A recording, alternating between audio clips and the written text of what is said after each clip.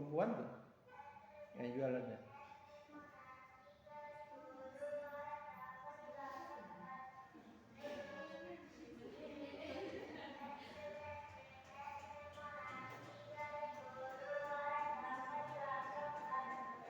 Ada dapat? Iya, silakan. Baca yang kuat. Pengertian feminisme dari Kamus Besar Bahasa Indonesia adalah gerakan wanita yang berusaha menuntut persamaan hak sepenuhnya antara kaum wanita dan kaum pria. Dalam penelitian, teori feminisme lebih diarahkan kepada ilmu sastra yang berhubungan dengan kritik sastra feminis, yaitu studi sastra yang mengarah fokus adalah analisis kepada wanita dengan mempertimbangkan teori kritik feminisme pada feminis Perancis yang telah sangat dipengaruhi. Jangan salah baca. Feminis bukan feminis. Yang telah sangat dipengaruhi oleh psikoanalisis. Kata feminisme untuk pertama kalinya muncul pada abad ke-17 ketika terbentuknya zaman pencerahan di Eropa.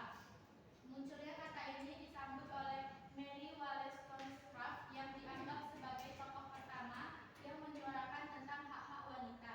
Tahun 1792 adalah awal munculnya karya yang menyuarakan hak-hak wanita, yaitu Women's Liberation Movement atau gerakan feminisme. Inti karya itu adalah keinginan untuk melihat wanita itu bukan sebagai pahlawan atau orang kejam, tetapi perlakuan terhadap wanita sebagai makhluk yang sebagaimana mestinya. Jadi jelas ya.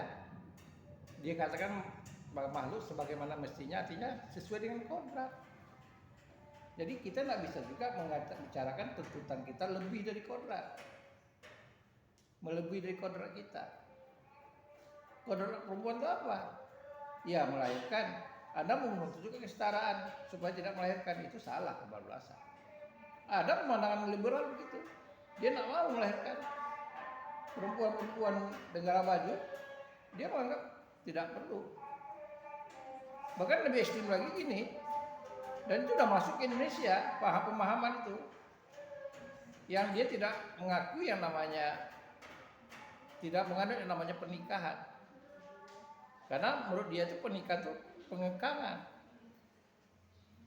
Ya, nanti saya tunjukkan siapa tokohnya, yang saya pernah jumpa perempuan. Jadi dia tidak suka dengan lembaga pernikahan. Berarti itu sudah melanggar kodrat. Ya, bukan itu yang namanya saya katakan pemahaman ini feminisme yang salah. Yang salah. Ya kodratnya perempuan apa? Ya seperti itu. Ya. Jadi ibu rumah tangga itu kodratnya. Tapi kalau masih ada bisa dia punya waktu untuk bersosialisasi diri, kenapa tidak? Ya. Contohnya kan ada komunitas yang namanya sosialita. Ada enggak pria di situ? Enggak ada. Artinya apa? Kelompok sosialita itu membuktikan bahwa dalam strata, dalam teori Maslow itu tahap ketiga itu diberikan kesempatan. Ya. Lapangan kerja. Ya, disesuaikan dengan kodrat. Terkadang kan kebablasan itu begini, yang kewajibannya dia tinggalkan, nah dia menuntut hak. Itu yang salah. Anda tahu Po Alpa? Tahu?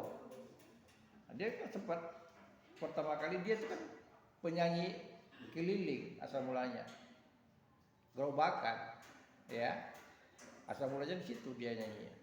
Karena dia viral membuat konten, akhirnya jadilah dia artis. Perubahan itu membuat suaminya shock. Karena kesibukannya dia. Akhirnya dia menyadari kesibukannya itu, langsung dia panggilnya staf-stafnya, dia bilang, "Udah, saya berhenti." Karena dia melihat ada kekesalan suaminya. Lalu suaminya bijak. Dia bilang, "Anda boleh artis, tapi selesaikan dulu tugasnya." Jadi sampai sekarang ini itu Itu menurut dia. Dia ya nyuci dulu, ya masak dulu, selesai baru dia keluar rumah. Yang kebablasan tapi itu. Pagi-pagi semuanya cabut keluar rumah. Anak di mana-mana. Nah, karena perempuan tidak punya kewajiban untuk mencari uang. Karena kepala rumah tangga itu adalah laki-laki, suami. Jangan dibalik. Perempuan cari uang, jadi suami yang di rumah. Jadi kemayu suaminya nanti. Ya. Salah menempatkan diri. Gitu. Kenapa? Kalau perempuan itu menonjol dalam satu situasi, pastilah suaminya hilang. Pasti itu. Tidak muncul suaminya. Contohnya, dulu kita tahu ada Perdana Menteri Inggris, Margaret Thatcher. Sampai habis masa jabatannya, orang tidak tahu suaminya.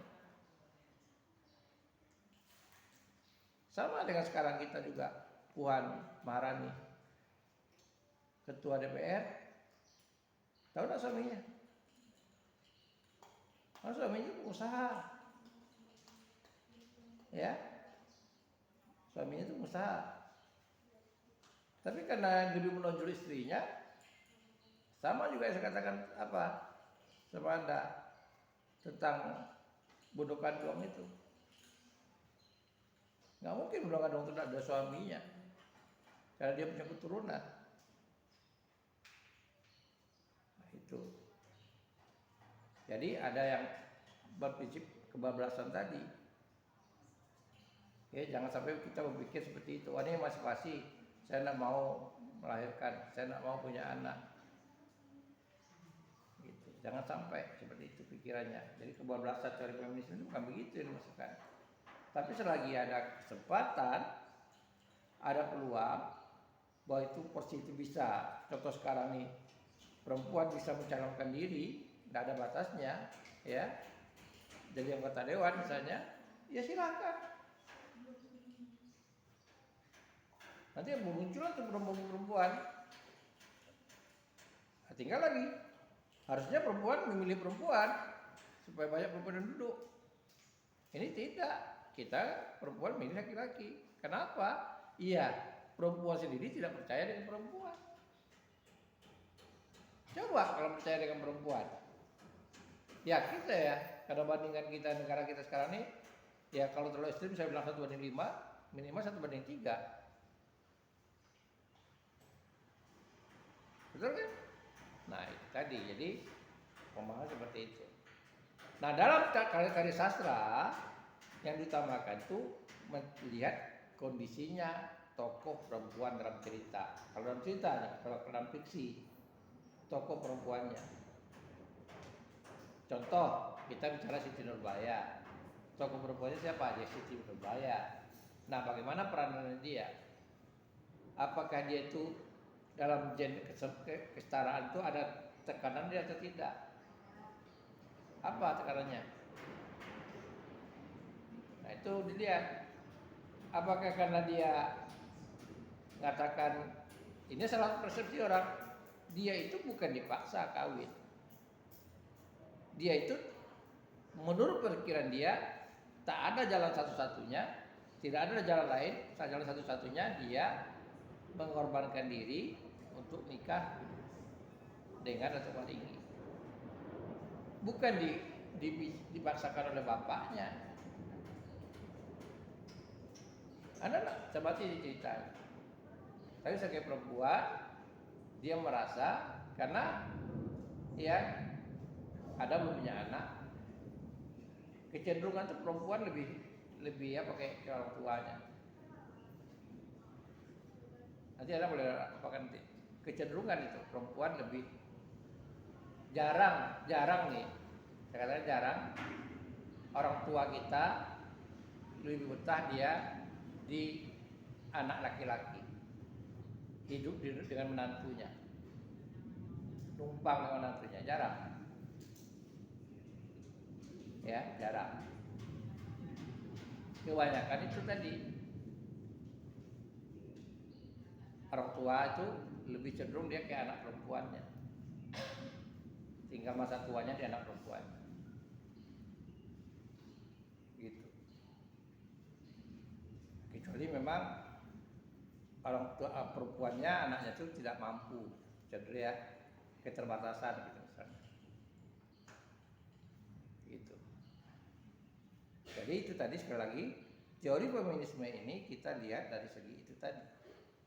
Dari segi bagaimana tokoh perempuan itu kesetaranya dalam karya sastra. Nah, dalam karya sastra kita, perempuan itu memang selalu dijadikan objek. Seolah-olah karya sastra itu tidak akan lahir kalau tidak ada tokoh perempuan. Dari zaman Balai Pustaka, ya, seolah-olah begitu. Jadi tokoh perempuan itu sebagai objek.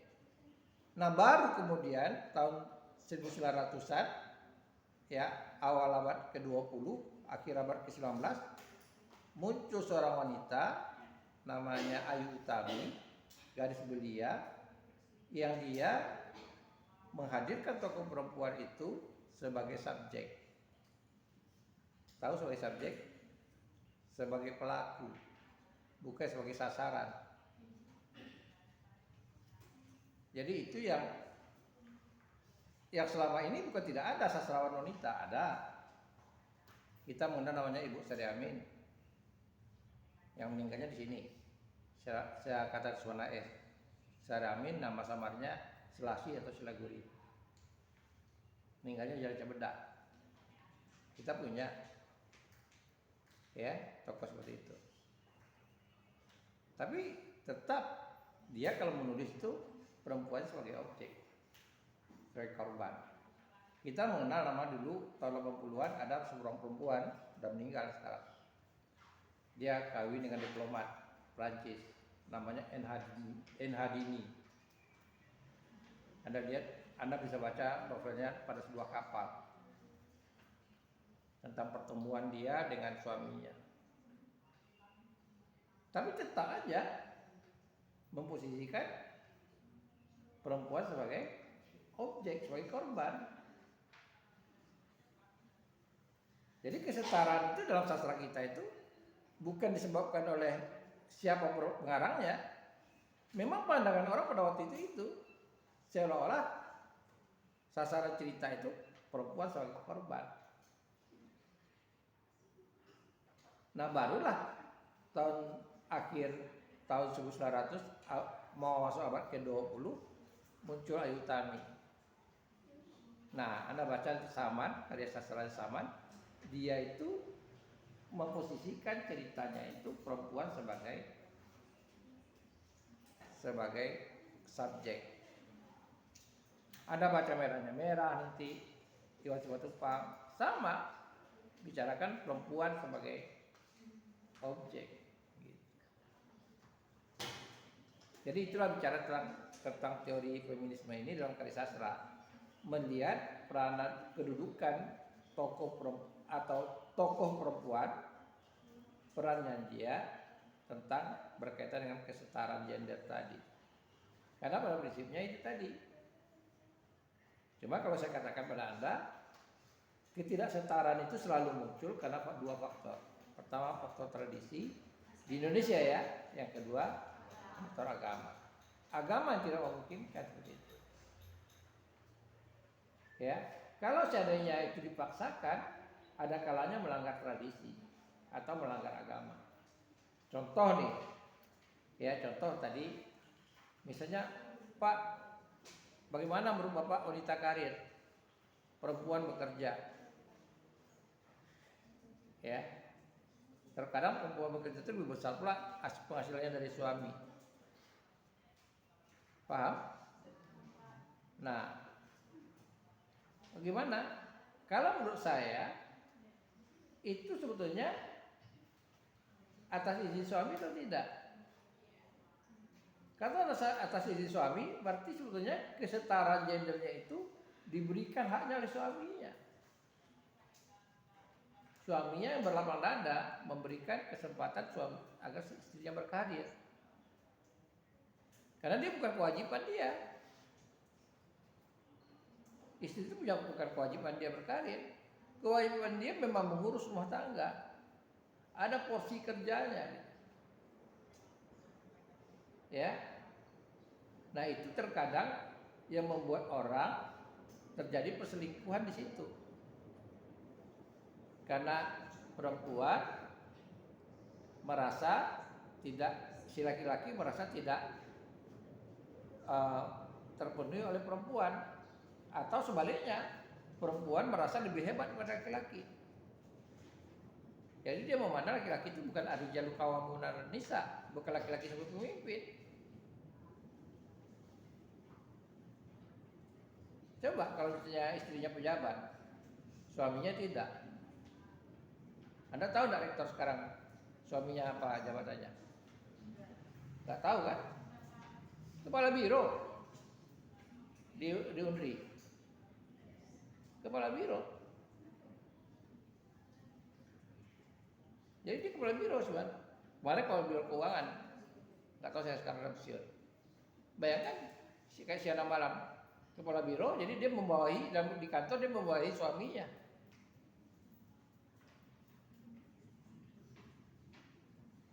Ya kan? Dalam hierarki kedinasan,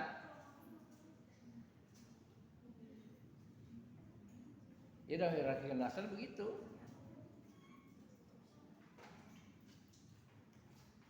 Karena suaminya ibu rektor kita tuh pegawai Unri juga. Waktu direktur lama dia jadi kepala biro keuangan.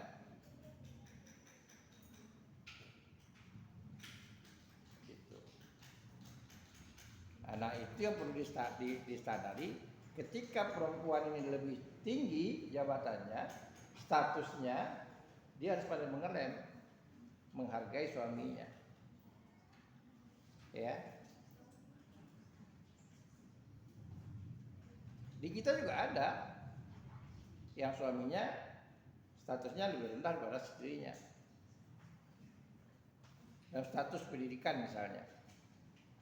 Contoh, ya, saya tak rekam nih, nanti ribut lagi masalah.